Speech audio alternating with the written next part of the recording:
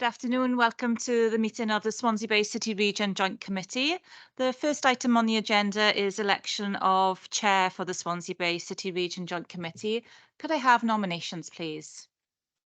I propose the present chair, please, Councillor Rob Stewart. Can I have a seconder, please? I'm happy to second the nomination. Thank you. And are there any other nominations? No. In that case, could we have a show of hands for electing Councillor Rob Stewart as the chair, please? Thank you. That's unanimous. I'll pass over to Councillor Rob Stewart. Thank you, colleagues, and very much appreciate your support to continue as chair for the forthcoming year. We'll move now then to back to the agenda, and we'll take apologies for absence, please. Apologies for absence from Councillor Darren Price, Professor Boyle, Medwyn Hughes, William Bramble and Maria Battle. Okay, thank you. And can I welcome Councillor Alan Lenny, who's here in place of Councillor Darren Price today. Welcome. We'll move then to declarations of interest, please. Are there any declarations that any members wish to declare? If not, we'll move to the minutes of the previous meeting of the Joint Committee held on the 11th of May 2023. I haven't had any requests for any amendments to the minutes or corrections, so I'm happy to move them as a true record. Could I ask for a seconder, please? Thank you, Councillor Simpson. All happy to agree? Thank you very much. Those are agreed. We'll move then to the announcements of chair. I have no formal announcements today that we won't cover in the agenda proper. We'll move then to item 6, which is public questions. Do we have any members of the public present who wish to ask a question? No public present, Leader. Okay, thank you. With that then, we'll come to the first main item on our agenda, which is the Internal Audit Recommendations Report. Can I welcome Matthew Holder to take us through this item? Matthew, over to you. Yeah, thank you, Chair. Afternoon, everyone. The internal audit report is being presented in front of the committee. It provides an overview of the work that we undertook the last financial year that we promised to take back through the Joint Committee. Members of this, the Joint Committee will be aware, we took the terms of reference to this group on the 10th of November 2022, and our scheme of work was agreed. We tend to look at 4 main areas, and we have done for a number of years. We look at the governance arrangements in place, the internal control, the financial management, and the risk management arrangements. I'm pleased to report that the internal audit report determines an assurance rating of substantial. Just to give that some context, we will never give full assurance, as we don't undertake a complete full review. We sample test, and then we provide an assurance rating on that basis. So the substantial assurance rating means that there's no or few weaknesses in the adequacy of the arrangements in place, and it's unlikely that their impact would affect the achievement of what the objectives of Swansea Bay City Deal are. We did make 5 recommendations in total, Chair. I'm pleased to report that there's been no issues in resolving those, and I think I'd just like to finish by saying that, or putting a record of thanks to all of the officers involved, particularly Chris and Jonathan, who made sure that the audit ran smoothly. We were responded to in a really swift fashion, which meant that we could get through our work appropriately, Chair. I'm not going to go through the report in full detail. It's attached as an appendix, but I'm happy to take any questions should there be any, Chair. Thank you. Thank you, Matthew. And can I also join you in congratulating and thanking the officers for the work that's been done. And again, as you say, it's a very strong and good position for us to be in terms of the outcome of the report. In that respect, I'm happy to move that report on your behalf. Could I ask for somebody to second, please? Thank you very much. If there aren't any questions or further comments, are we happy to go to the vote? And if you could all show whether you're in favour of the report, please. Thank you very much. That is carried. Thank you very much, Matthew. We'll move now to agenda item 8, which is the Audit Wales plan. And can I welcome Jason Blewett to take us through this item? So, Jason, over to you.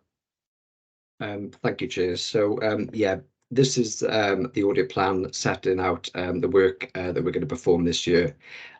Members might recall that we usually issue an audit plan setting out the work, the team, the timing and the fee. It's slightly different this year in that we're going to take a two-stage approach. We're going to issue the outline plan, which you've got in front of you today, and then a more detailed plan later once we've undertaken the planning work.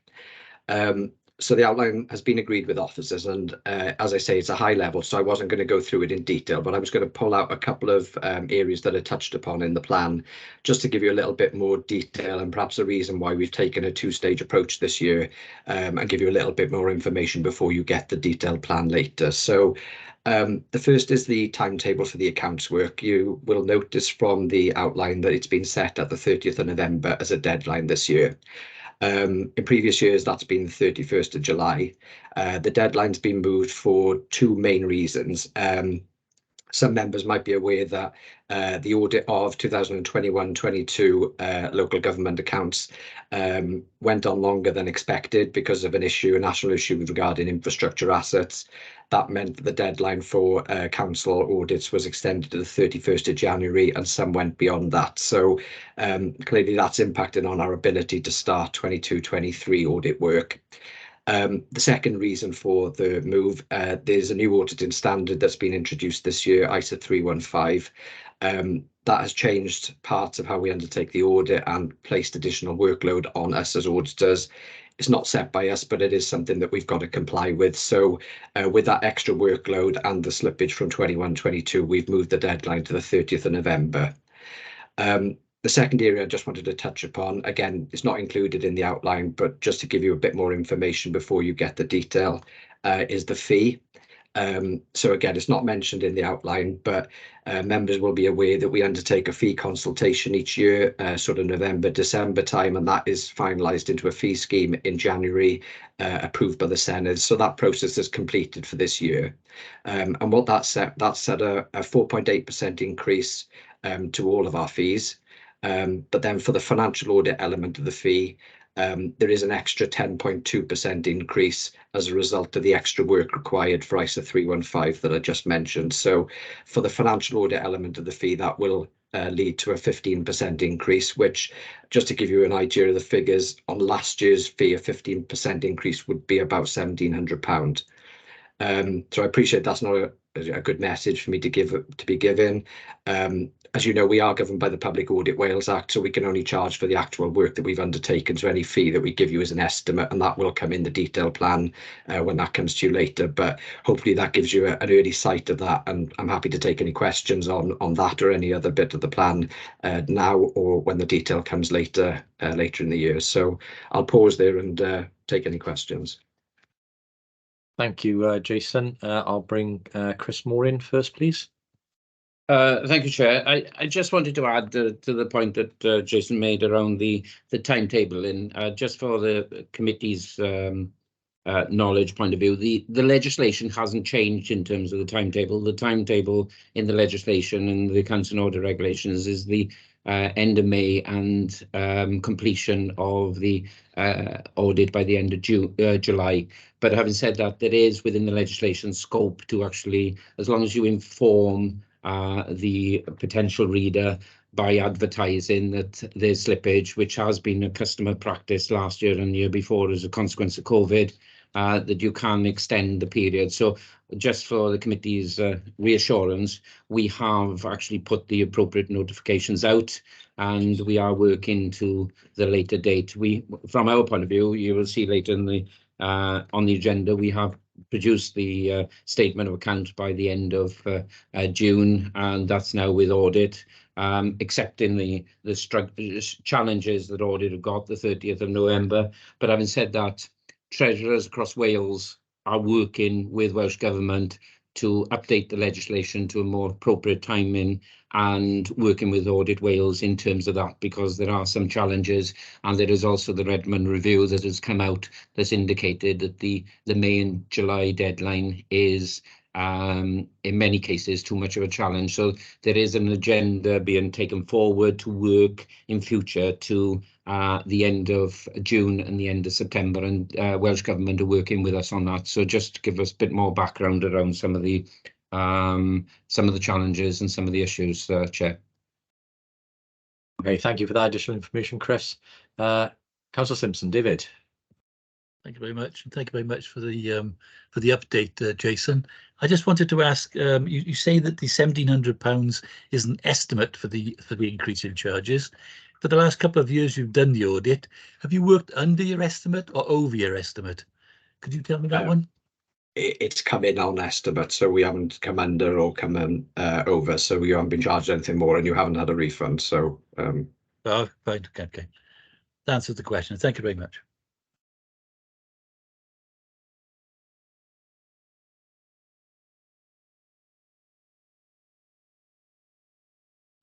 Okay, you're on mute. As I said, we've had the explanation there in terms of the report at what the plan will do and what it'll likely to cost. So I'm happy to move that report. Could I ask for a seconder, please? Thank you. All those in favour? Good show. Thank you very much. That's again agreed. So thank you, Jason. Appreciate that. We'll move now on to the first of our presentations this afternoon, item 9, which is the Skills and Talent Programme update, and welcome Samantha Cutlan, who's going to give us an update in terms of that programme. So Sam, over to you. Apologies, I'm going to put my camera on off for the period of the presentation because I'm having a couple of technical issues. No problem. If you could let me know when you can see it. Yeah, we can see that fine. Amazing. Thank you. Okay, I'll whip through quickly. I know we've only got sort of 10 minutes. So Skills and Talent Programme, as you will be aware, is one of the suite of 9 City Deal projects. And its focus is entirely in supporting those other 8 projects to ensure that they fulfill their skills needs, basically. So where there is job creation, where there are new skills needed, Skills and Talent work closely with those projects to ensure that there is training provision and the people locally can benefit from those exciting new roles. So our primary aims are to directly deliver at least 2,200 additional skills, support the development of around 14,000 individuals with a higher level, so between levels 2 to 8 within the 10 years, to create at least 3,000 new apprenticeship opportunities, to include level 3 through to degree apprenticeships, 20 new or updated course frameworks to ensure we meet industry needs, and to create a clear career pathway from school education right the way through to further and higher education in our 5 key areas of digital, construction, energy, smart manufacturing, and life sciences and well-being, as well as the 2 centres of excellence. So in summary, over the since approval, we've made significant progress, and the next 18 months, 2 years are going to be particularly exciting too. So first port of call was to carry out a skills barometer for the region. This was a considerable body of work which looked at the key roles that are going to be created or needed from the other 8 City Deal projects, and aligning that with training provision, college provision, etc., that's already available within the region. It's really important to us that there's no duplication, so it was a really crucial body of work to carry out to ensure that it sort of mapped out our arena really as to where those gaps are, where we can work, where we can operate, where we need to target our time and attention. So it says there 9, but things have progressed since board last week. We've now got more pilot projects that have gone through the approvals process. Some have moved into delivery. Some are in the prelim stages of completing their development, their engagement, etc., writing their schemes of work, ready for delivery to move into delivery later in the year. 2 new apprenticeship routes are currently being developed with a view of rolling that out within the region from September, with a degree apprenticeship following suit. We're hoping for January delivery, which has been really exciting. That's turned around in 6 months, which is unheard of in apprenticeship development. And obviously there's ongoing discussions as well to create with partners and stakeholders for a steady pipeline of projects to now come through. So just an overview of some of the guidance that's written in for any of our pilot project applications. So they all need to show 50% match funding of total project costs. Our intervention rate is that 50%. So this can be via public or private match funding, and it can be cash or in kind. It's also key that there's not duplication of anything that's already happening. It needs to show innovation. And we're not paying continuation funding. So when, unfortunately, for example, ESF funding has come to an end, it's not within our remit to continue funding pilot projects that have run previously. It needs to be sort of brand spanking new. They all need to support a city deal project or a key economic priority. So that could include, you know, the free ports, etc. And it needs to show, and this is also key, collaboration with industry. So it's not a school or a college or a local authority saying we need this. It's working closely with industry to ensure that those needs are met and these individuals come out the other end that can really join the workforce and help with economic activity within the region. So it also needs to show evidence of sustainability post our funding. We all know the difficulties around a funding pot being available, a project being set up. As soon as that initial funding stops, the project stops. It needs to show evidence that it will sustain post our intervention. So the current list of approved pilot projects, and as I said, is higher than the 9 stated earlier. These are listed on there. I can read them out to you if you want. But there's quite a bit of activity within Pembrokeshire around the marine and marine energy and engineering and STEM, which is really exciting. Lots of activity around green construction skills and informing our workforce of what they're going to need to be for those skills for the future. There's some lovely activity within schools as well around digital health and well-being. Net zero, again, more construction, 5G technologies to help our businesses align themselves and get themselves ready and take those first steps to really understand what 5G can do for them and their business. Future skills for land and sea, again, that's down in Pembrokeshire, linking to the passport to employment. Net zero, futurescapes, lots of AR, VR technologies for individuals and for our businesses as well, so they can really understand the benefits to them. So this is just a quick overview of some of the investment that has come about through the 50% match funding. So as you can see, public sector, we're looking at currently 712,830. Private match sector funding, which is also key for that industry involvement, is 439,000. Now, the private investment for apprenticeships is kept separately because that covers the wage of the apprentices that are recruited onto the project. So that's as it current stands, and all of these will continuously increase as we move along and more pilot projects are approved and more lovely apprentices are recruited. So this slide come predominantly from Programme Board, where there were some questions around who are these private investors and who is investing their time, money, expertise, etc. And so this slide covers all these wonderful businesses that are engaging with the pilot projects and with our schools and our colleges and our universities to really ensure that the disconnect between education and training and industry, that gap is married. And it's been phenomenal to see the businesses engaging and being so keen. Wow, that was quick. And that is that. Thank you very much, Sam. That was a really positive update in terms of the work that the Skills and Talent project are doing, our programme are doing, and good to see so much private sector investment being brought in as well, trumping what the public sector have put forward, and that's absolutely something that we need to continue.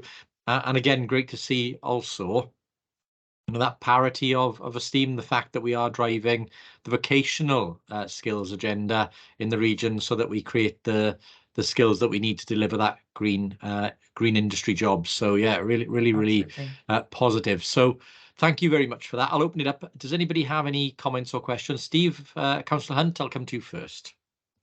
Yeah, thanks, Rob.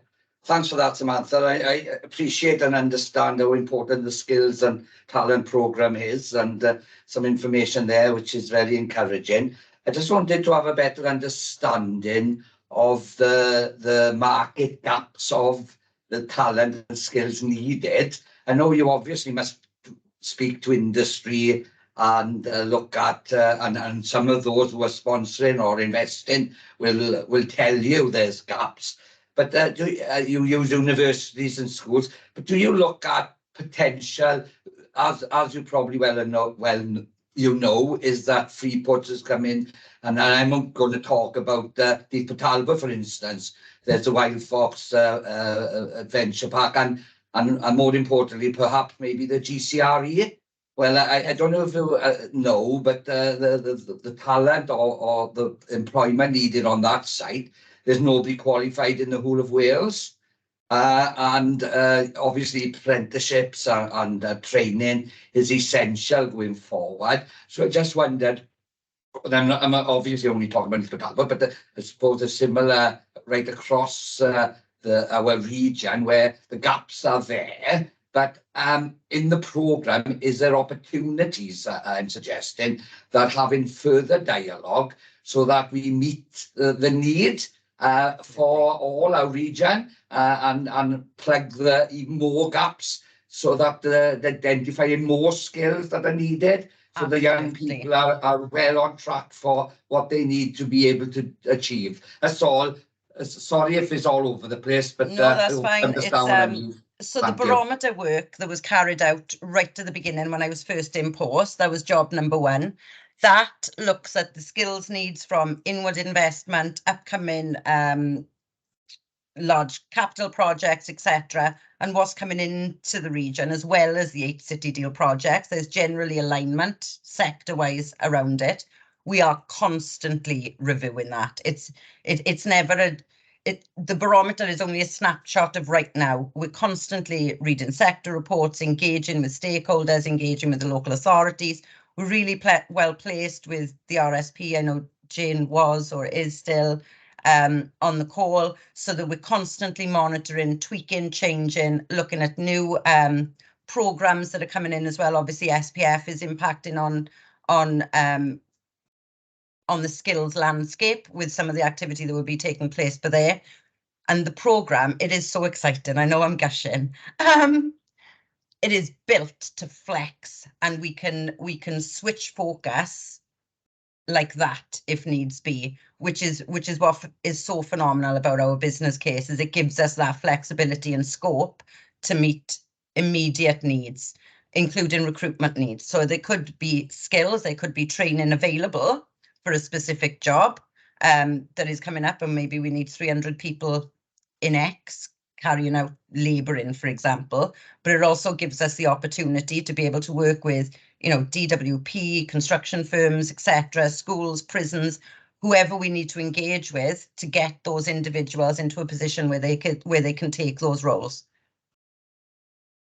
Just very briefly then, Rob, if I may, thank you for that information. So what I was alluding to is that talking to these, you touched it twice, duplication. You don't want to have duplication. No. So you really need to have an understanding of working with the partners. Absolutely. That's what I was suggesting, and making sure that conversation is happening. That's all I wanted to raise. Constant engagement. So but there are times as well where there is activity taking place, but we can add value, and we're open to conversations about that as well.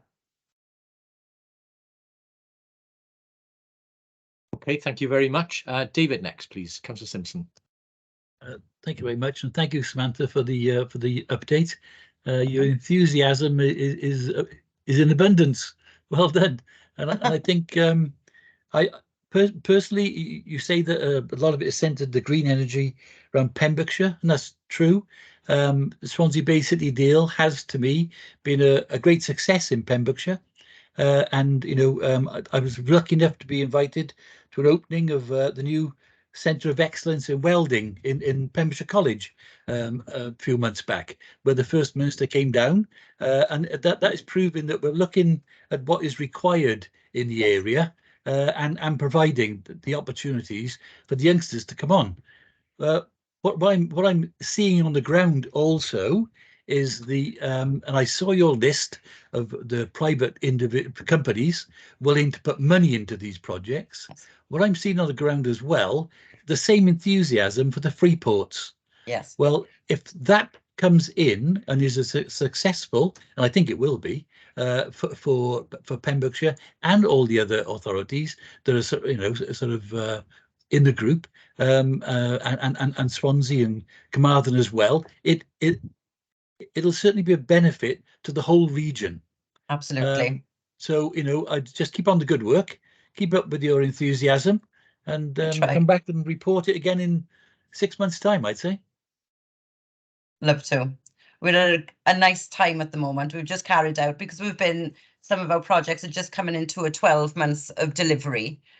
So we've taken the opportunity to sort of have a review of our processes, internal processes, mapping out our reach, where activity is taking place, what sectors, so that we can really target, with all the legwork having been done, we can really, the next 18 months is watch this space. It's going to be amazing. Good. And I think also it's not just the colleges. You've got private training companies who are approaching us all the time.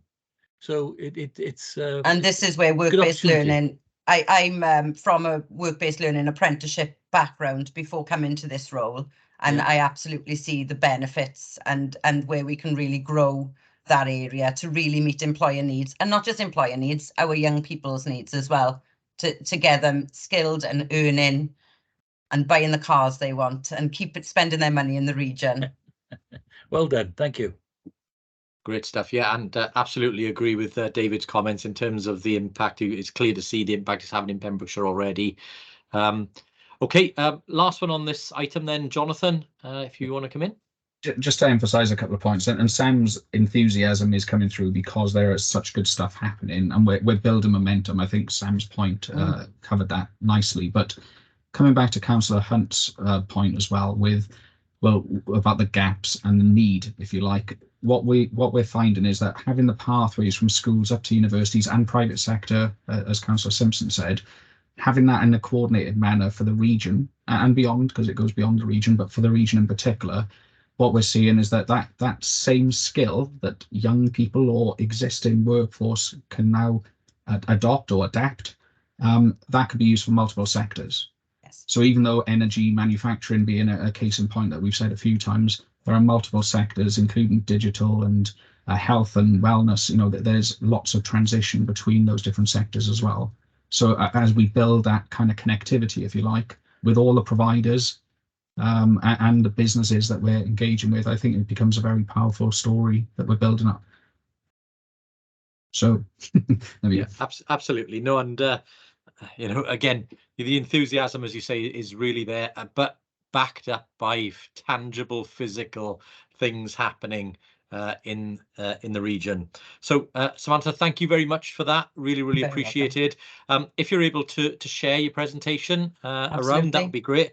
Be good to have that one to refer back to. So thank you, Samantha. And if anybody's wanting any further detail or specifics around the individual projects, pending lottery win, I'm always around. So just let me know and I can forward that on as well.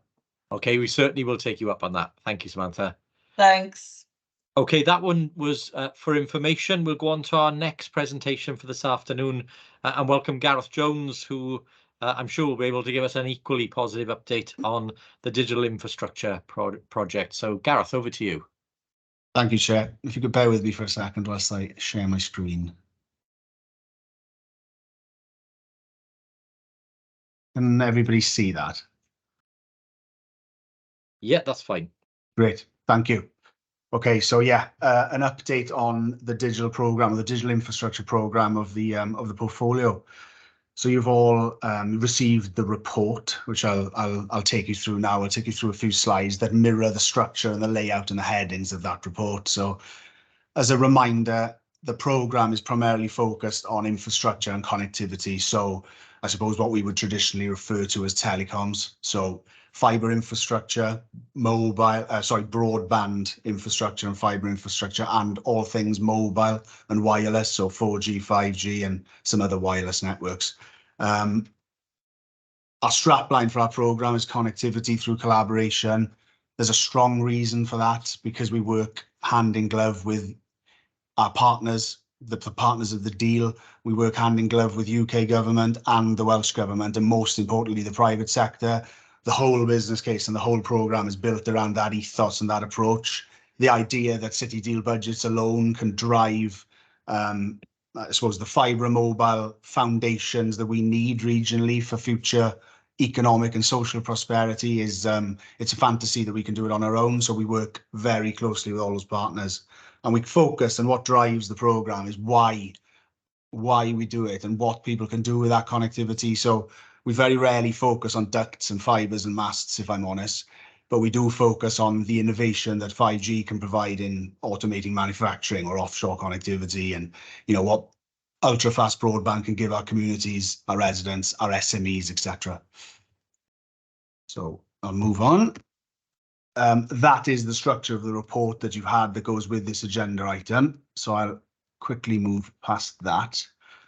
We have a comprehensive business case for the programme, as you'd expect. The two most important points there, I suggest, are the ones furthest to the right. So it's being reviewed and updated as I speak. We're almost there. And we'll be conducting a stage gate review, an external stage gate review, which with experts appointed by the Welsh Government. So hopefully that provides some assurance around what we're done, what we're doing, and what we're planning to do in the future. As far as our governance goes, you'll all be familiar with certainly the top half, which is the governance of the deal, if you like. And then that bottom half is the governance of our programme, our digital programme. And you'll see on the far right there the three primary work streams of the programme, which I'll come on to in a second and provide an update on. So rural, connected places, and next-gen wireless. So SRO is in place, board is in place, risk and issue management is all in place, as you'd expect. And the programme's represented at several national forums. So hopefully that provides some assurance.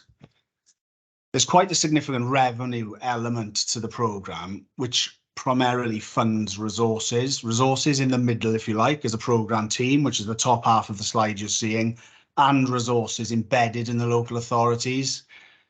The programme is spending £4.5 million on these resources, and an additional expected contribution of £3.5 million from additional public sector resources.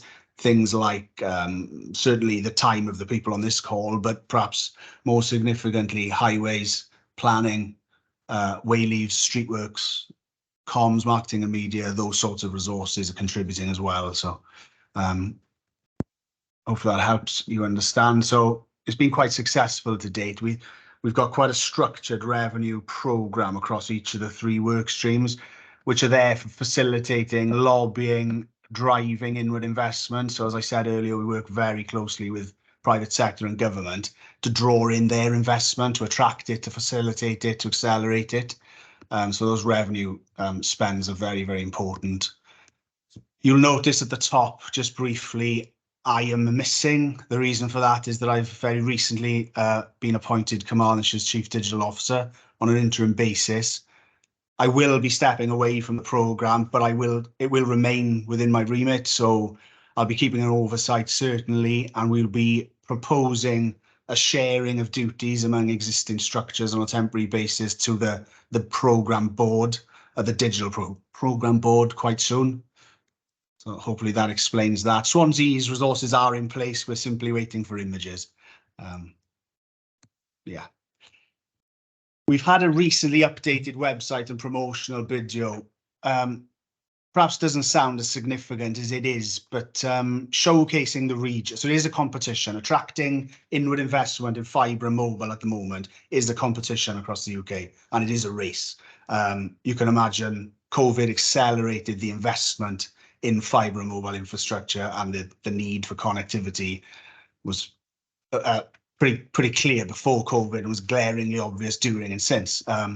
So we are competing. So showcasing the region, the good news, the resources, the work and commitment of the local authorities, university and health board is a big part of what we do. So our website and our promotional video is the start of us really ramping up that work and attracting more inward investment. And it's very important to us. Please do have a look, and if you've got any questions or would like to discuss, would welcome the contact. It also helps us compete for future government competitions, which we know are coming up. So in terms of our own funding, just a quick reminder there, it's 25 million of city deals split across capital and revenue, as you see on the right-hand side. We have signed funding agreements, which enable us to draw down the funding, which is great. They've been in place for some time. The delivery of the spend across the region, at the moment, we're waiting for signature of collaboration agreements. I'll cover that off in the final slide around risks and issues. We are very nearly there, which is great. What we have done very recently is we've conducted a benefits impact assessment. So we've been quite successful in driving inward investment, attracting it, supporting it, and helping to deploy and build. I'll come on to some of the figures shortly, but we worked with industry experts called Farpoint to actually quantify that. There's been so much investment from so many sources, it is a challenge to keep on top of it. For you to be aware, on top of the 25 million, we're targeting 16.5 of additional private sector and 13.5 of additional public sector investment to the ambitions of the programme, if you like. So there's a reason the reason we do this exercise annually is to quantify that credibly and accurately. So we've worked quite hard on that. We've done 21-22, took a while because it was the first time we did it, and there's an enormous amount of data behind that. But we've got there, and we're in the process of quantifying 22-23's investment. We've got a methodology that works. It's been scrutinised by the regional office and government, who've confirmed they're very happy with it. It allows us at the end of the programme to measure the impact, measure the GVA impact and various other indicators. So we're quite pleased with what's being produced, and I'll come on to some of the figures now. So you can see there, for the first year of delivery of our programme, which was 21-22, private sector investment was 21.8 million, which is very, very good news for the region and its connectivity infrastructure, if you like. If you were to quickly add up the figures on the right-hand side in that graph, you'd notice that it exceeds 21.8 million. So the reason for that is we don't claim the Virgin Media investment of 7.25 million. The reason for that is that was an upgrade that was delivered nationally, and it was primarily based around software. We didn't touch it as a programme. We weren't involved, neither with the local authorities. There was no work on the ground, if you like, in terms of our own resources and our partners' resources. So whilst the region did absolutely credibly get that, we're not claiming it as part of our successes. But the 21.8 is part of our programme, and we were all involved as organisations and individuals. So that's the private sector. The public sector investment for that year, including our own spend, you can see on the slide there. I won't cover everything. If anybody's interested in the detail of all of those investment sources, I'd absolutely welcome a conversation. So there's the high level figures. As I said, we're in the process of conducting the same exercise for 22-23. We know from the evidence we're aware of and the work we're involved in that we expect similarly positive figures for 22-23. There's a huge amount of data that sits behind it. We're analysing it, scrutinising it, and making sure it's credible.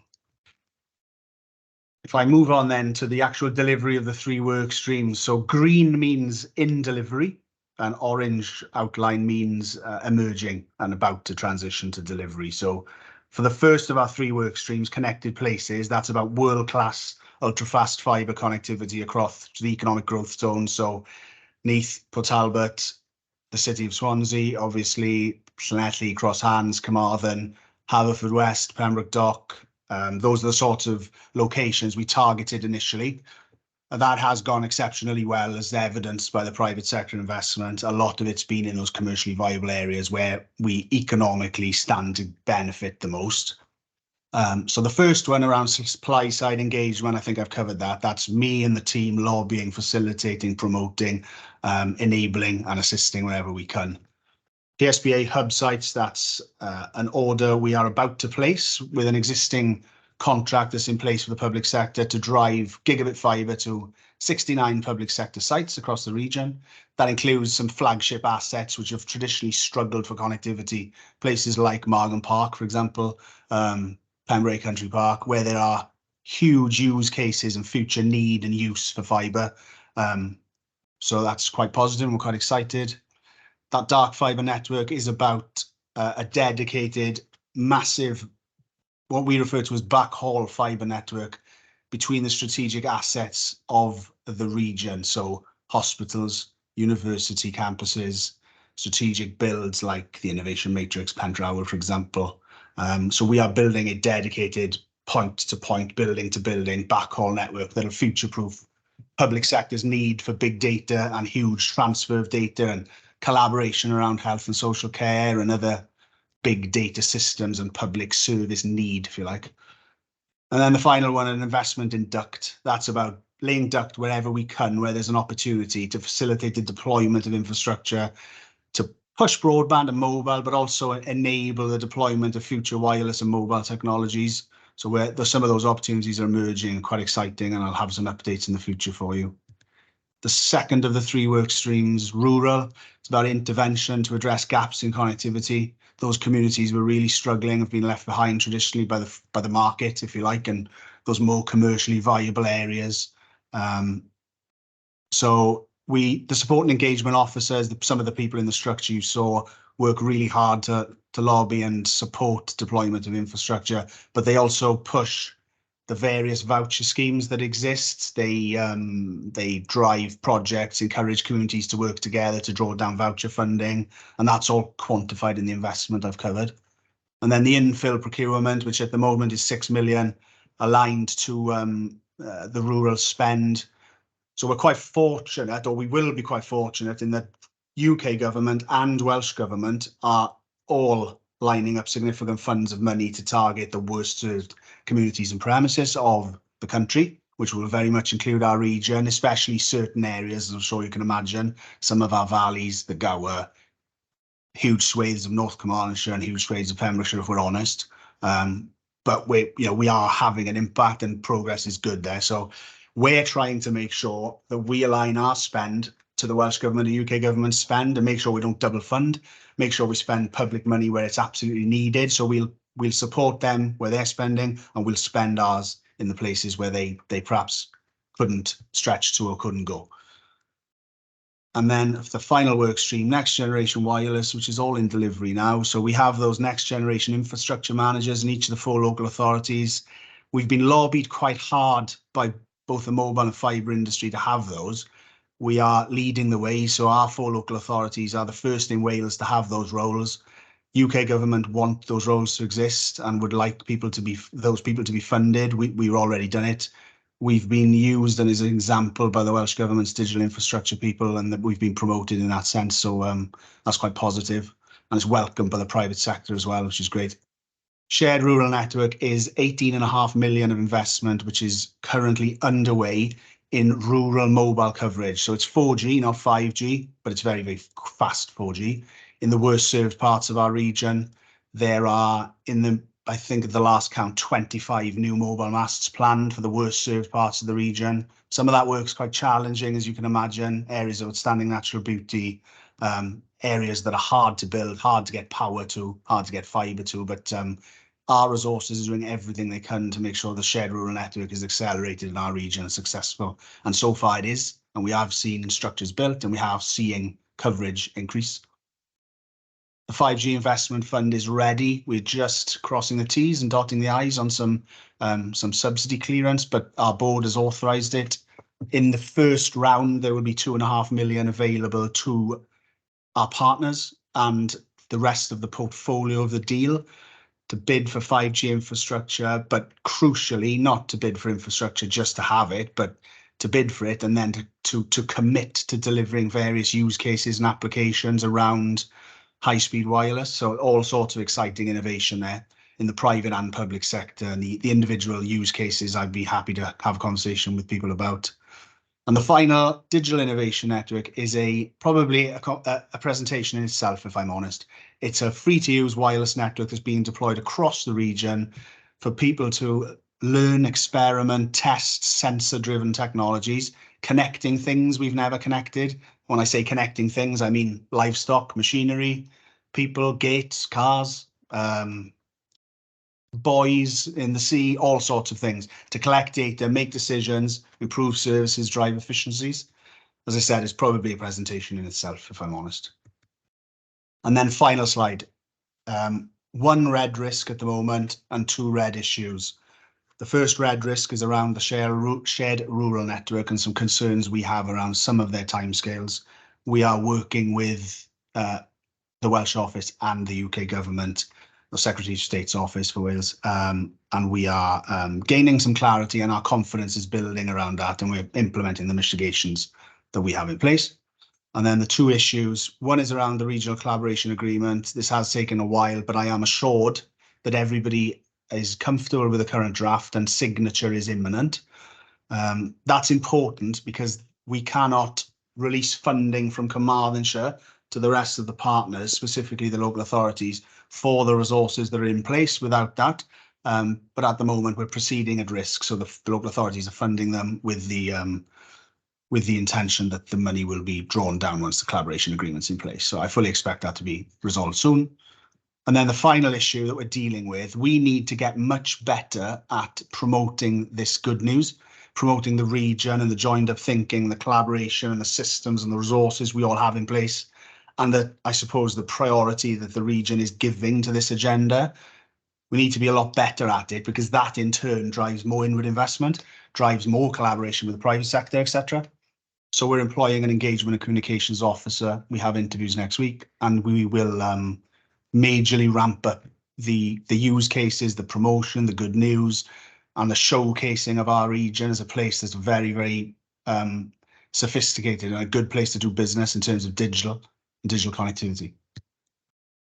Thank you very much. Thank you for that, Gareth, and again, congratulations on your new role, but also great to hear you're sticking around and that we'll have the benefit of your expertise for some time to come. And again, thank you for the work that you've been doing to lead this programme. Again, excellent in terms of not only the pace of delivery, but what we're actually seeing now, as you said, which is we've got real world examples of the impacts this is now having for our rural communities and for communities across our region. And you're absolutely right. It's a conversation we've been having for the last few weeks is around how we now tell that story better and get that story out to the wider public, to the private sector and others, to make sure they know what we're doing here and what they can tap into. So, no, appreciate that, Gareth. Looks really, really good. Thank you. Thank So you, I can see a few hands up, so I'll come to Councillor Hunt first. Steve? Yeah, thanks, Rob. And I echo all the comments he's made there, Gareth. I think I spoke to you, I don't know, 2 or 3 years ago, and then when I first became leader on connectivity, it's great to hear the news on the rural wards. I'll be parochial for myself for a minute. I'm still on 4 megabits a second where I live up there in the Dulles Valley, and you can imagine how frustrating that is for me, especially in my new position. So obviously I'd welcome anything that, and I'd hope that you can keep me updated, because there are a number of businesses that are struggling as well in that locality. So the rural part is we got 5 valleys in East Talbot, and I'm sure other borough councils got valley communities. And I know how difficult it is, and I know the great work you're doing on this partnership, the city deal. So I commend you for all of that, and I think it's certainly a good way forward. Looking forward to seeing all these new initiatives.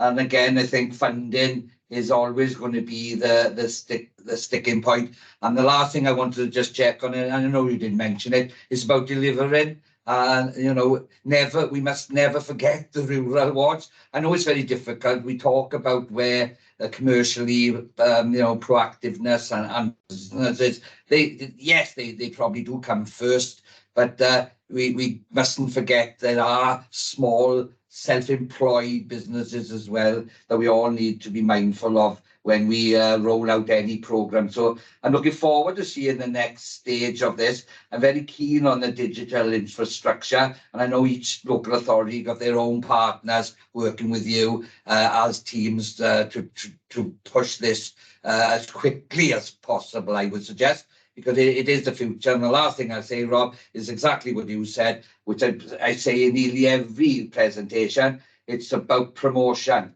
You get that promotion, you get that investment. And obviously, we are looking forward to helping with any promotion strategies that you may need here in Port Talbot as well. So thank you, Rob, and thank you, Gareth. Keep up the good work. Thank you. Yeah. Yes, thank you, Steve. Councillor Lenny. Yeah, thank you. It's a really good report. Diolch yn fawr, Gareth. I recall in a previous existence as a TV journalist, the day we went over from 16mm film to video. Little did I think then that was the start of the video revolution, which of course has and is and will be changing our lives. Laura one, as you say, is a totally different or something that necessitates a complete presentation on in its own right, because that is fantastic, mind-boggling, really. And I'm lucky here in Carmarthen. I got 50 megabytes. Again, but that's Stone Age compared with what many people have, but better in the rural areas, which is a problem here, as we have heard. The ultra-fast dark fibre, that again is going to be a game changer, isn't it? Yeah. And it increases the capacity so much, and I appreciate that Swansea is covered and other cities. So I don't know if it is possible. Pleased to hear just very quickly a little bit more about that, and then the speed of, I know it's difficult to say, potential rollout. And coming to the publicity, I totally agree. There's something about us Welsh. I think we're very shy about blowing our own trumpet. Well, in the digital field that we just heard, we haven't got a trumpet, we've got an orchestra. Thank you. Diolch, yes, absolutely. Gareth? Of course, thank you, Chair. So I think very recently, Councillor, you could upgrade from 50 to 1,000 meg in Carmarthenshire, in Carmarthen town. So that's good news, and something we can help with if you'd like to give us a shout. But to answer your question on the dark fibre and the backhaul, I think, so the challenge and the opportunity in the more urban areas like Swansea and others, the opportunity there is around, and the challenge is around choice and competition, because those places can sustain it and need it, and digitally intensive industries want choice and competition. One fibre provider for someone like Swansea is not adequate. We want 3 or 4 so that businesses can compete, and it's seen as a digital city and gives us a foundation for a smart city, etc. And the same for the industry of the region and various densely populated communities, if you like. And then as you get into the more rural areas, there is a huge challenge, not only around connecting people, families, houses, SMEs, but that has to go somewhere. So the analogy we use is usually the roots of a tree or the road network. Everything has to go back to the motorway, if you like, what we call backhaul. We have to get that traffic, everything, every click of a mouse has to go to the internet. And the only way you get there is back up the M4 along digital backhaul fibres to places like Cardiff and London and other places. Now, we're not particularly well connected in terms of backhaul into our region, which in turn hinders our ability to connect our communities and our businesses. Hopefully I've explained that adequately. So that's why dark fibre and backhaul fibre is so crucial. There is a brand new fibre network being built down the M4 by the Welsh Government for its smart road networks. That's hopefully going to evolve and develop in the future to improve connectivity into the West. And certainly our dark fibre network will assist. And the public sector is always investing as well, which has a knock-on effect. So the public sector invests for itself, no doubt, and its own needs. But in so doing, that always opens up opportunities and increases capacity for the region and the private sector, if you like. Thank you. Could Thank I you, just Gareth. go back very... Councillor Lenny, did you want to come back in? Yes, very quickly. Thank you. Yes, it's gratifying to hear that. I just hope that it doesn't stop at the end of the M4, because after all, we have hospitals in Carmarthen, in Haverfordwest. We have the university here and the college in Haverfordwest, and of course the huge development that we hope for down in Milford Haven with a free port, and of course the headquarters of the Powys Police and operations like that. So I just hope that Welsh Government bear in mind that those places need to be provided for, as well as the SMEs and so on, as you mentioned. Thank you. I just hopefully on that, to give some confidence, every one of the assets you've listed is squarely on our radar as well as a programme. Thank you very much. Josh. Okay, thank you, Gareth. That's been, again, a really helpful and positive update. And again, appreciate your slides if you're able to share them, so that we have them for reference. Okay, so that one, again, was for information. We move on to our next item, which is the programme update. I'll go over to John Burns. John, over to you for the next item. Thanks, Chair. You've all got very detailed quarterly monitoring reports where I'm just going to highlight the dashboard information and then a few bullet points on the projects. I don't think I could do justice on what Sam and Gareth have covered for both skills and digital, so I'll skip over those two, but the detail is in the reports. If I start, Chair, with the what we call the red, amber, green status, and that's the movement of it, so it's the RAG status. There's a few projects that have moved. So Pentra Owl finances have gone from amber to green. Campuses, they've moved the opposite direction. So they've overall moved from amber down to red. And that's a consequence of delivery based around the funding agreements. There's quite lengthy delays happening with the funding agreements, but we're being reassured by the team that the secondary funding agreement between the health board and the university is in its final stages, so we hope to get that moving again. As soon as that is released and signed, then that will change to a green. HAPS staffing resources, they went from a red to a green through the appointment and commencement of the supply chain manager, so that's great news. So again, a lot of our stakeholders will start to meet the new recruit in due course. Skills and Talent Programme, finance moved from amber to green. And then the final one was Swansea Waterfront, finance moved from red to amber, particularly around the innovation matrix. Now we've commenced on site and the steelwork is up. And also the hotel discussions are progressing well with Swansea Council. So a little bit of movement on the red, amber, green status, but all in hand and being mitigated. The risk and issue management side of things, the portfolio currently has 8 green risks, 20 amber and 7 red. The only change from last quarter is 1 additional red risk, and that is delay to recruitment in a PMO manager. So while that is happening, that's just flagged on the register. And then from an issues point of view, now that we have recruited the finance manager and Stephen Alder-Jones is already in place and started work, that issue went from red to green. So those are all the risk and issue management movements from last quarter. Onto the project program updates, and I'll make a start with the marketing, comms and business engagement, noting that marketing and comms particularly has been featured in quite a few of the conversations we're having. So we are trying to get good news stories out there, trying to communicate amongst stakeholders, share what we do outside of the region, not just within the region. So we're doing good stuff with that as well.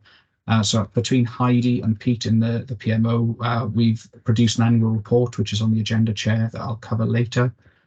We had a Pembrokeshire Meet the City Deal event last week.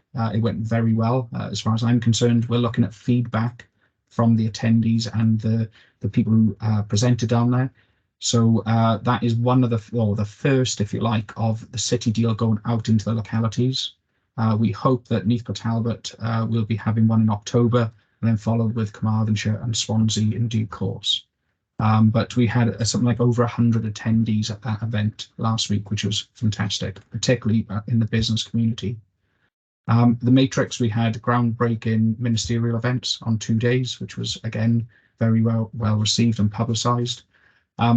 What's coming through the fore, and you heard from Sam, is the apprenticeships, and particularly case studies and interviews from those who are in receipt of the apprenticeships. And again, they are featured in the the annual report that we have, and we will start promoting and doing more, making it real, if you like, going forward. We're in the process of our inaugural Swansea Bay City Deal newsletter, which again will get news stories out there, particularly on progress updates.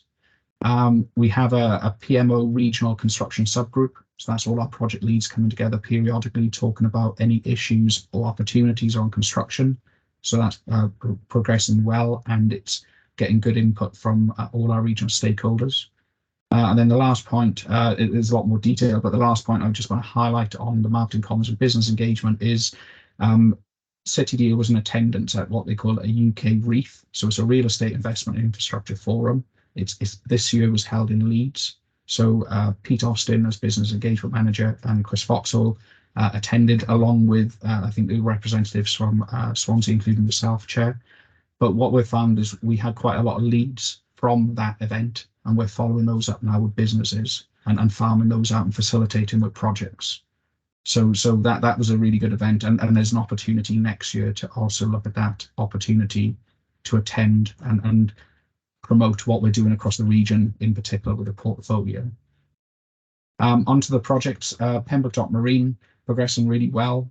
There's lots of very specific updates in the highlight report. Some of them feel a bit technical, but that's because of the nature of the project, but all progressing really well. In terms of the WEFO element, the targets are either achieved or closely achieved, and there's confidence with the team down there that WEFO will accept the level of output deliverables now that the WEFO funding has come to an end on that project. And what the team are doing down there, and when I mean team, I mean all the partners with Pembrokeshire Council, they're in the process now of updating their business case and also looking at a gateway assurance review planned for later this year. So again, that will be reported in due course.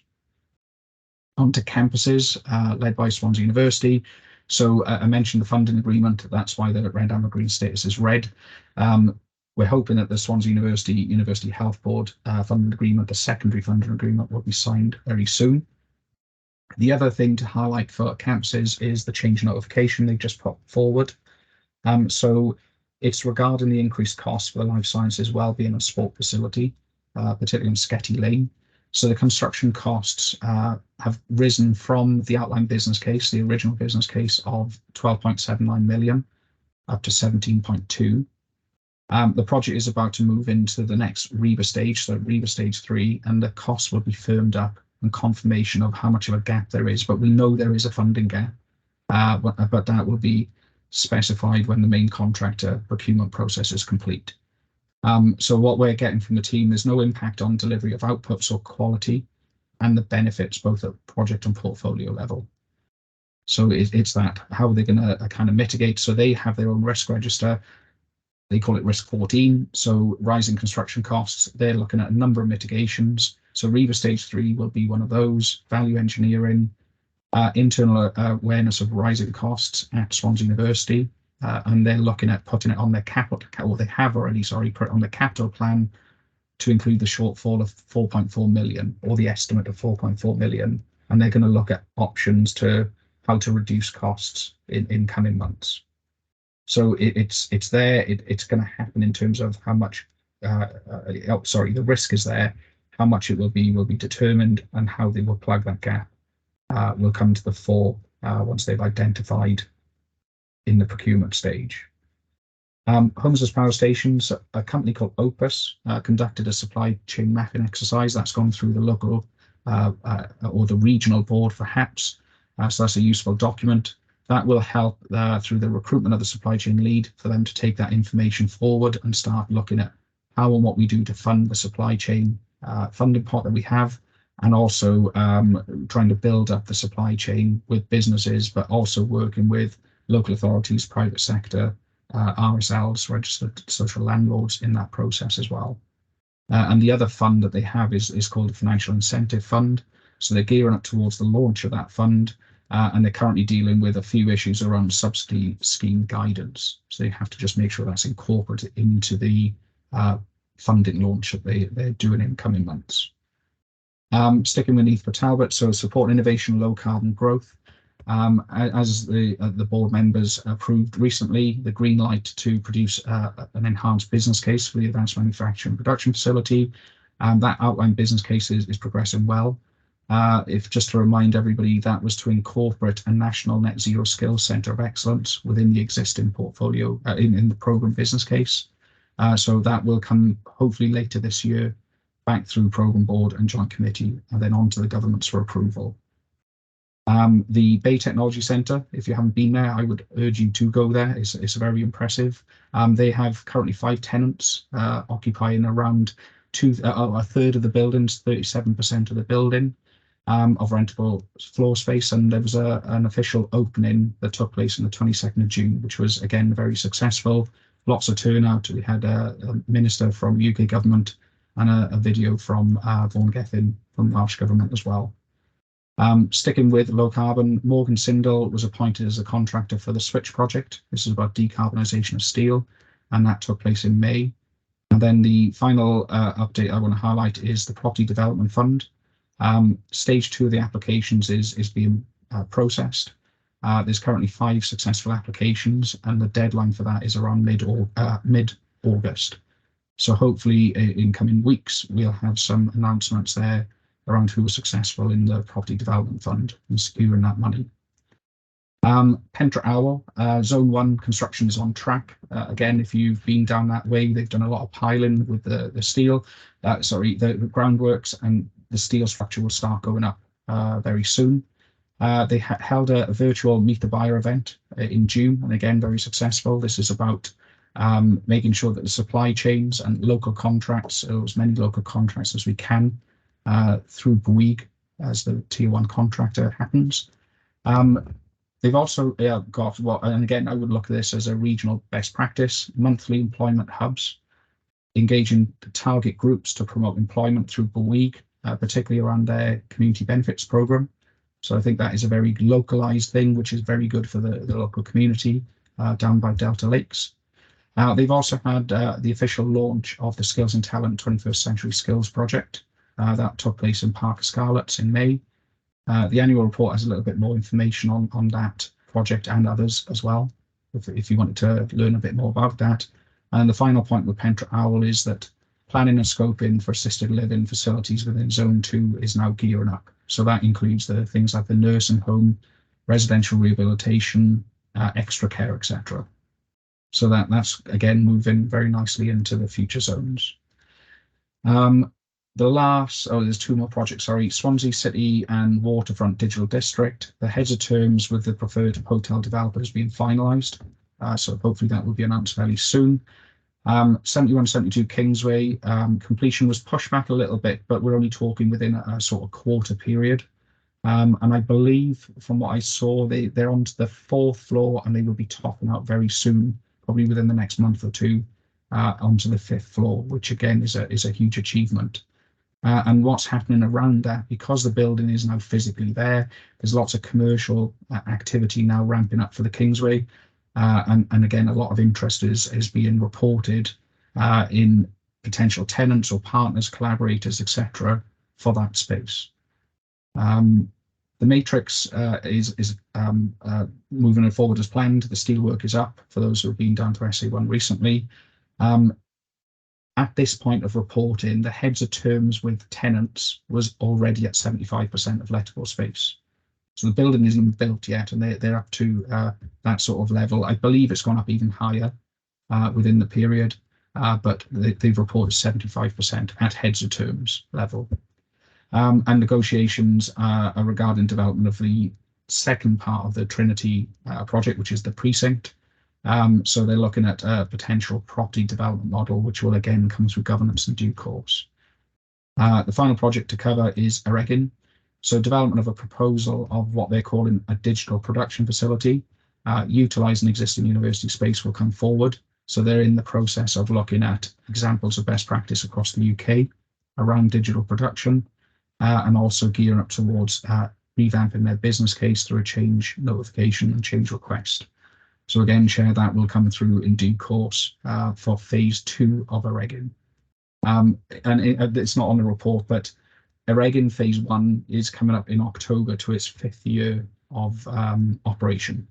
So that's gone very quickly for all of those who were at City Deal from the start. Chair, if you just bear with me, I've got a few other bits now just to cover on the additional papers. Benefits realisation. From a jobs perspective, there's no change. So we got 5.5% of total jobs created. That's around 550 jobs.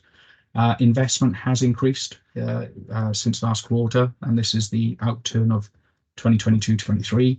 So we now are up to 262.15 million, which is around about 21.2% of the overall portfolio investment. So that's good news, and it shows the progress and discussions of all the projects in progression. The Integrated Assurance and Approval Plan, we've recently completed a portfolio gateway review. This is our annual gateway review. The recommendation report will come out in due course and go through our governance, where I can report that the outcome was a Green Amber Delivery Confidence Assessment for the third consecutive year. So that's great news, and it just shows that at a portfolio level, things are working and that we're on track. In addition to that, we got lots of projects and programs. They also have to have their assurance reviews. So within this year, we're going to have digital, Pembroke Dock Marine, waterfront for the Matrix, homes and power stations, support and innovation, low carbon growth, and Pentra will also have in their assurance reviews, bringing in an external team and interviewing key stakeholders across the region. Almost there, Chair, just a couple of other bits. What we've included this month is a procurement pipeline. You used to have this as a report, but when we went to our last joint scrutiny committee, they wanted a bit more detail on the project and programme plans. So when you've got a Gantt chart covering such a wide portfolio, it kind of doesn't tell you the details. So what we've included this month is that procurement pipeline, partly for this committee, but partly for joint scrutiny committee as well. So we'll look at how we can report these things a little bit better, because it's a lot of information in a Word document. But ultimately, the story is the portfolio in Q1 is generally on track. There's minimal changes from Q4. Campuses, as I've already said, showing a slippage in delivery, but that's being mitigated. And the changes across the various different projects, they're all in hand, but there's nothing alarming or of significant delays from the previous quarter to report there, Chair. The last report you would have is the construction impact assessment. So there aren't any changes from the previous report. We still stand of the known knowns of procurement around £31 million of the funding gap. There's various mitigations which are detailed in the report, but ultimately that is likely to increase as more projects come to the forefront of procurement and into the kind of design build stages of their projects. But there's no change to report at that last month's construction impact assessment, Chair. And that is pretty much a summary of the whole quarterly or Q1 monitoring for the city deal. Okay, thank you, John. Again, lots in there, lots going on across the portfolio, and the majority of it, as you've outlined, very, very positive. So thank you for that. That one, again, is for information. So if there aren't any specific comments, we'll move on. Our next item is the fourth quarter financial monitoring. Chris Moore, over to you. Thank you, Chair. Yeah, before I go into the report, Chair, I'd just like to introduce the new finance manager for the city deal. Steve Aldridge-Jones has been appointed in the last month or so. We have taken a few months at least to appoint, and Steve now has taken over from Richard Arnold, which would have been a familiar name to previously. I'd just like to welcome into the actual city deal and welcome into this joint committee as his first joint committee. I'm not going to ask him to say too much here today, such that I wouldn't do that to him, but just so all the joint committee members have got a face to a name. So I'd welcome Steve, and hopefully he's settle in supporting the city deal, and will certainly ease the pressure from my point of view. Thanks, Chris. Yeah. Looking forward to working with everybody, and yeah, really excited to be part of the city deal. Thanks. Okay. I should have also said that we did actually pinch him from Pembrokeshire, so Councillor Simpson may be a little bit aggrieved, but because he was an officer working within the team in Pembrokeshire with John Haswell. And, Right, so... I'm not a happy bunny. but, Great stuff. Well, look, well, on behalf of everybody, welcome, Steve. Look forward to working with you over the coming weeks and months. Thank you. So Take care. thanks for Okay, that Chris, back indulgence, to you. Chair. Going back to the report, you've got the financial monitoring. This is the final position for last year, effectively up to the end of March. It's as normal in two parts. I'd like to take the second, the Appendix A as being the first part, and there's two bits to it. One is actually the monitoring of the ongoing expenditure, which supports the portfolio office and the activity, and the other one is the investment and monitoring the investment that actually the City deal is delivering for our region.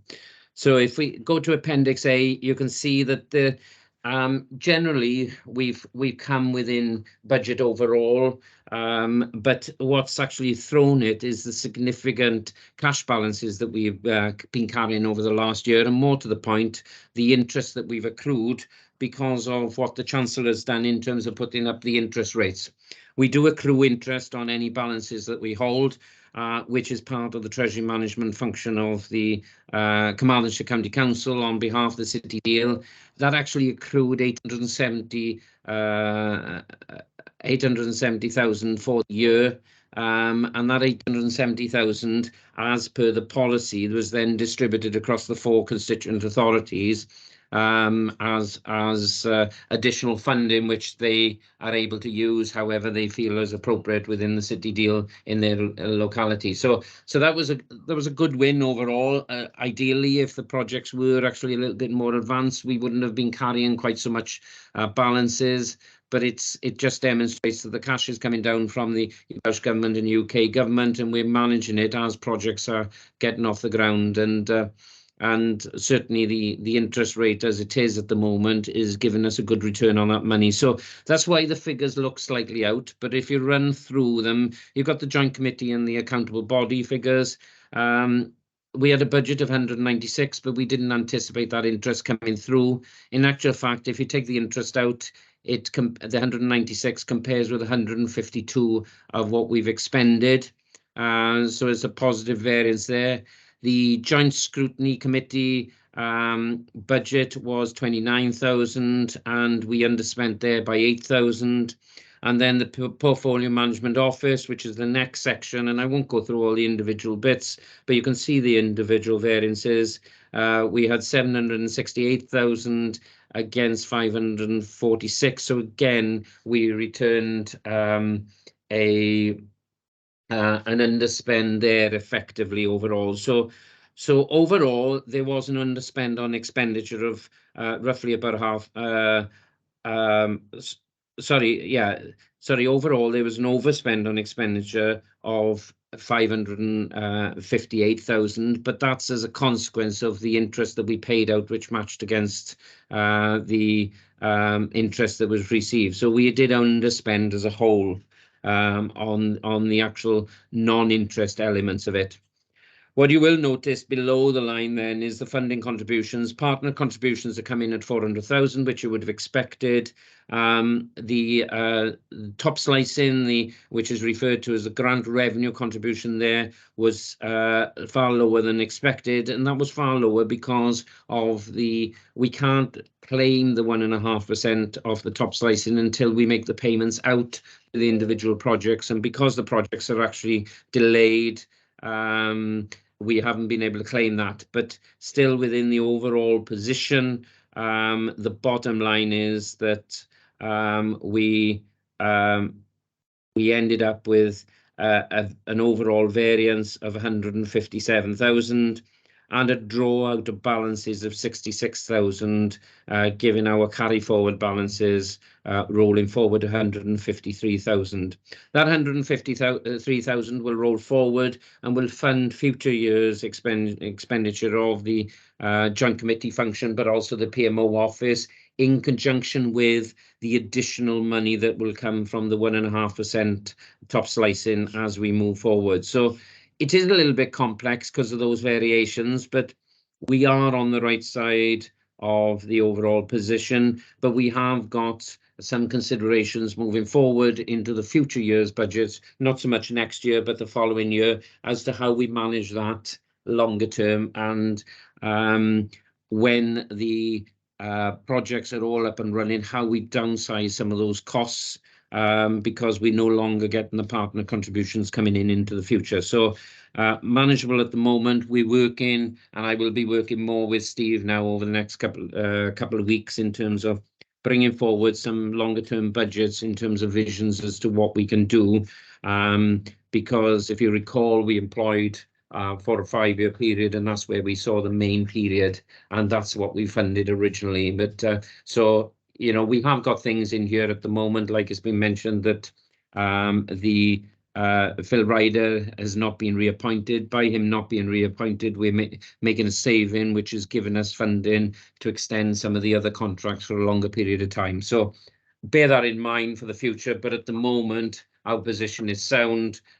We got the 153,000 carry forward, and we still got quite a bit of the top slicing to draw down over next 23-24 and partly 24-25.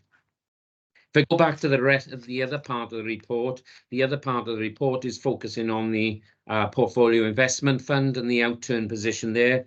Again, this is the final position, but what's illustrated here is the slippage within the projects themselves.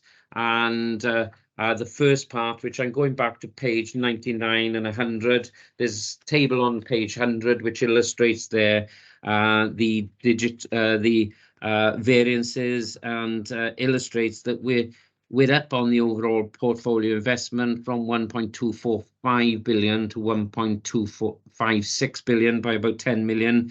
And that 10 million is illustrated by mainly the digital infrastructure, which is the report we've had earlier this afternoon, offset against a slight drift downwards in campuses and the waterfront at the moment, with Pembroke Dock Marine drifting upwards a bit. But those are only marginal figures, and obviously the projects have got a long way to go before the finalised position.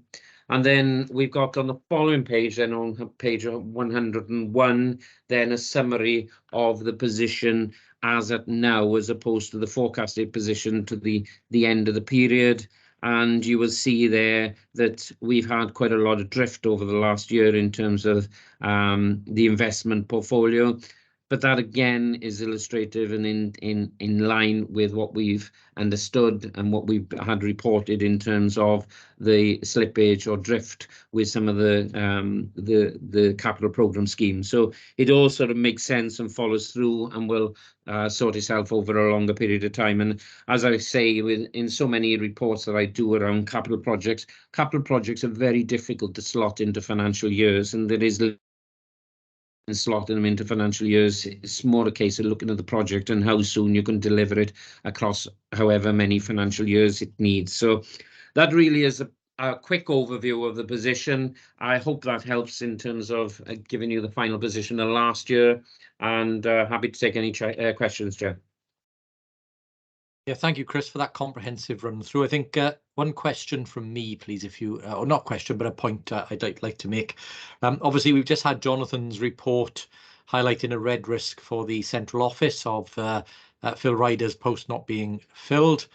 You've referenced in your report that essentially you're treating it as a bankable or reallocation of funding. I don't believe we've had a political discussion on that, and I think that is important that we have that, because obviously those decisions should be made by elected members, not officers.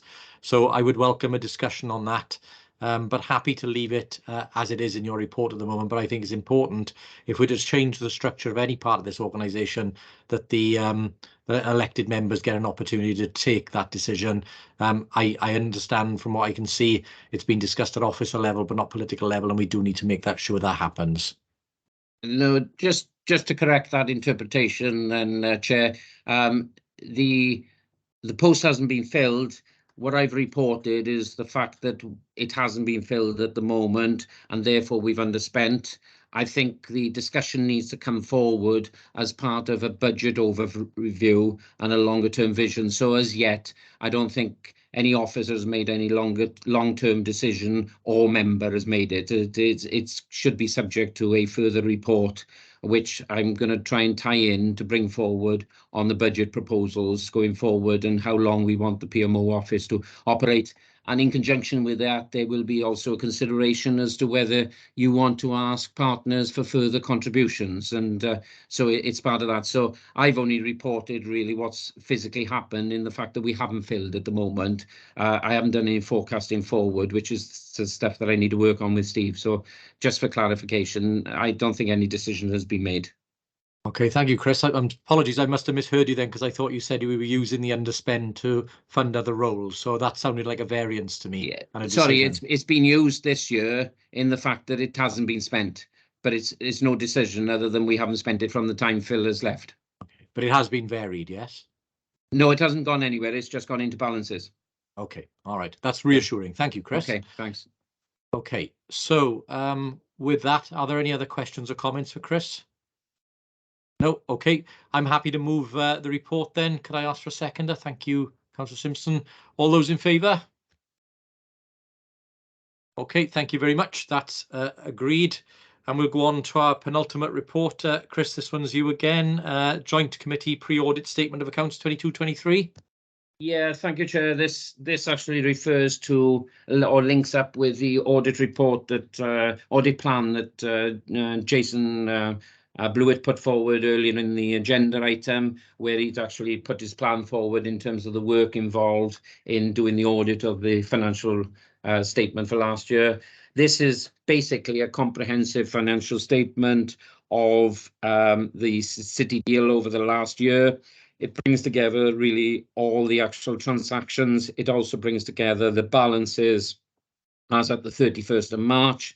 It ties in with the previous report that I presented, which was the outturn report, but it's actually a bit more comprehensive with 69 pages worth of detail, which actually then complies with the accounts and audit regulations and the guidance in terms of a final statement of accounts for the year. Couple of pages I'd asked to focus in on, which some replicate what I've already reported. Page 14 actually gives you a summary of the budget against the outturn on the year, and this ties in with 157,000 that I mentioned as a variance, and the 66,000 that gone into balances as at the end of the year. The summary then of reserves is on the following page, on page 15. And then later in the report, then you have the financial responsibilities, statement of responsibilities of myself and you as chair. And you will then have later in the year the audit report. We go on to the accounting policies then, and then the next key statement really is the comprehensive income and expenditure statement on page 27, which summarises in accounting terms what's happened during the year. But more importantly, then on page 29, you've got the balances, and you can see, and this is where the link comes to the actual reference that I made of the interest that we accrued during the year, that basically we're holding at the moment, cash terms, £51 million worth of grants which need to apply to the schemes as and when the schemes progress to the extent that we can apply them. So that's held there until we can apply it to the various schemes. The rest of the statement then provides notes as to any of the financial points within them, including any officers' remuneration, etc., until you come towards the end of the report where you've got the annual governance statement. And the annual governance statement actually is a summary, basically, of the governance position of the city deal as a whole. It details the scope and responsibilities and the framework that we work to, not only in terms of financial procedures, but the accountability of the monitoring officer, the Section 151 officer, the joint committee, etc., and any actions from that. So, as I say, it's a comprehensive document. There's quite a lot there to read, but relatively simple points overall in terms of the financials, because the financial accounting for this in relative terms to a local authority is pretty straightforward. So I willingly take you through any of the detail you want, but I think that's probably a quick enough overview for the time being, Chair. Yeah, thank you, Chris. Appreciate that. Again, I look to colleagues if they've got any comments or questions for you. If not, I'm happy to move that report formally. Could I ask for a seconder, please? Thank you very much. Show if all in favour of the report. Thank you very much. That again is carried. Thank you, Chris, for that. We'll move on then to our final item. John, will come to you for the annual report. Thanks, Chair. It's a nice way to finish off our meeting, Chair. But the annual report, you have it all in bilingual format, so English and Welsh. If I just run through the process, contents, and what's next. In terms of the process, so it took a few months in total. A lady in my team called Heidi Harris, she coordinated with all our stakeholders, providing comprehensive summary of achievements of the city deal, and it was between April 22 and March 23. So all project leads have contributed to the document and approved the narrative relating to their areas. And in doing so, they provided information around key milestones, case studies, benefits, forthcoming activity. And the report that you have, the content of the report that you have in front of you from an English version went to Programme Board in April, and that was endorsed by Programme Board members, Chair. So in terms of content, I'm not going to read it to the board. I'm sure you've all already done that, but just to cover the key highlighted areas. So there's headline figures and themes as to what the city deal is. There's lots of forwards from all key stakeholders, including yourself, Chair. There's project and programme achievements, particularly the last 12 months. And what features in this annual report, which wasn't so much in the previous one, is case studies. So we're looking at how we have a real impact, particularly on people's lives across the region, and we will continue doing that moving forward. And dotted throughout the document, Chair, there's quotes from ministers, business people, students, political figures, tenants, etc. And again, that gives a kind of testament to the work that we've achieved or the work that we've got set out in coming months. We've had several interview pieces with apprenticeships. I mentioned that, or apprentices, sorry. We've worked on various projects, and also what we did an exercise of across the region is a lessons learned kind of summary.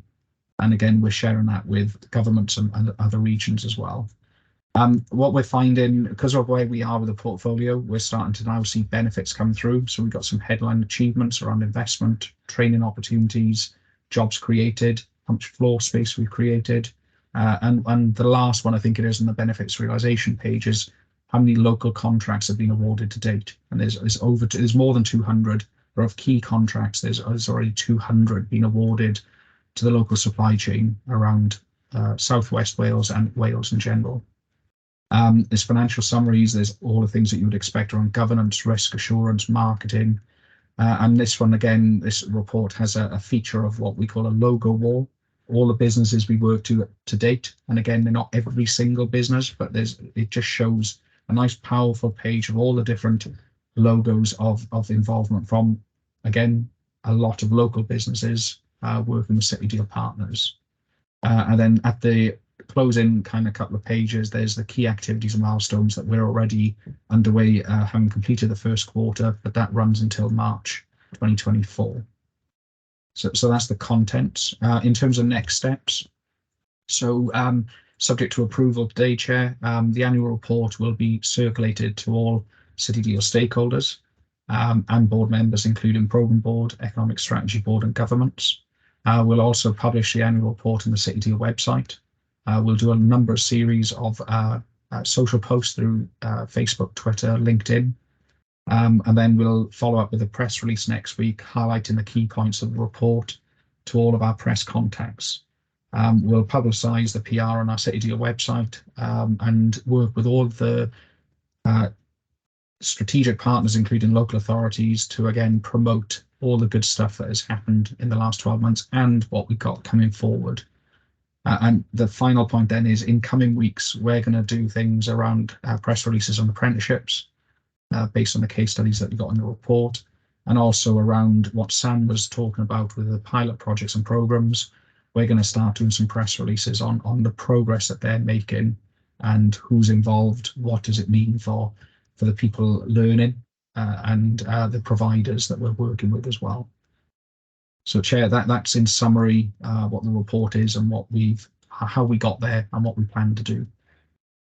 Okay, thank you, John. And as you quite rightly said, there's a lot of positive stuff in there. And one of the challenges, I think, for us is to make sure that we relay the information about what's happening in the region, what's being achieved, what the impacts of those achievements are to both our communities and also the private sector's potential investors and others who would be wanting to do business in this region. And I've said publicly many times, I'd put our city deal up against any other in Wales in terms of how much is in delivery and what we are actually achieving out of the money that's been allocated. I don't think anybody is as far ahead in terms of delivery as we are. So that's something we should continue to shout about and continue to promote.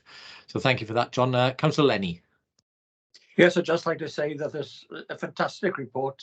The content, obviously, but also the layout, and congratulations to the person involved for that. As a journalist, I'd look at this as a quarry of stories, really, on different themes. And even though good news isn't always a news story, I think this is, and I'm glad to hear that there will be a drip feed, perhaps, of stories coming out of this, so that people, so the public can appreciate just what is happening and what will happen. Thanks very much. Diolch yn fawr. Thank you very much. Yeah, absolutely agree. Okay, colleagues, that one again was for approval, so I'm very happy to move that report. Thank you, Councillor Simpson, for seconding. All those in favour? Yep, thank you very much, and that is agreed. So can I thank you all for your attendance today and for your confidence to re-elect me as chair. Hope you all get a chance to have some sort of break during the summer, and look forward to seeing you all again when we reconvene in September or October. So look forward to seeing you all then. Take care. Thank you all very much. Thank you. All the best. Ta-ra.